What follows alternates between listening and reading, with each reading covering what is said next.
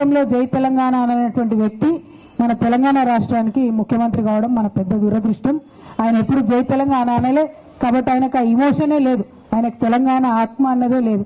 మనం పడ్డ దుఃఖం ఆయన ఎప్పుడు చూడలే. ఆయన తెలంగాణ ఉద్యమంలో లేడు కాబట్టి ఆయనకు తెలంగాణ హృదయం అర్థమైతలేదనే విషయాన్ని మనం ఇవాళ గమనించుకోవాలి. కానీ ఇక్కడ ఒక్క విషయం మనం కూడా ఆలోచించాలి. ఎందుకేసారు తెలంగాణ ప్రజల ఓట్లు కాంగ్రెస్ పార్టీకి?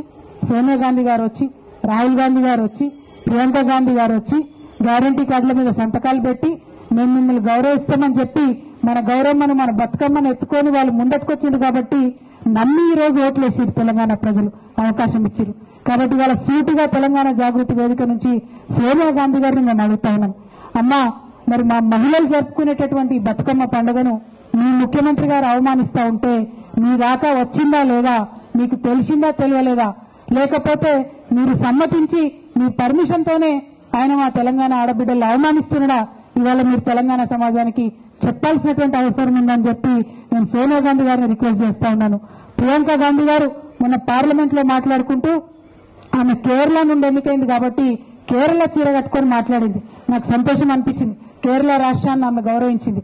మరి అదే తెలంగాణ రాష్ట్రంలో మీ కాంగ్రెస్ పార్టీ ముఖ్యమంత్రి మా తెలంగాణ ఆడబిడ్డలు ఆడుకునేటటువంటి పండుగను అవమానం చేస్తూ తెలంగాణ తల్లి చేతుల్లోంచి బతుకమ్మ తీసేసిండు. ప్రియాంక గాంధీ గారు మీరు కూడా ఆలోచించాలి. మరి మీ ముఖ్యమంత్రి చేసేటటువంటి చర్యను మీరు మద్దతు ఇస్తున్నారా? తెలంగాణ ఆడబిడ్డలకు మీరు జవాబు ఇవ్వాలని చెప్పి నేను ఇవాళ ప్రియాంక గాంధీ గారిని, సోనియా గాంధీ గారిని కూడా ఈ వేదిక ద్వారా అర్థిస్తా ఉన్నాను, డిమాండ్ చేస్తా ఉన్నాను.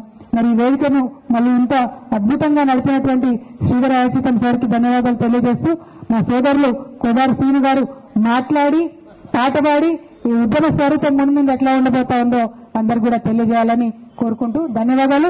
జై తెలంగాణ. థ్యాంక్ యూ అక్క.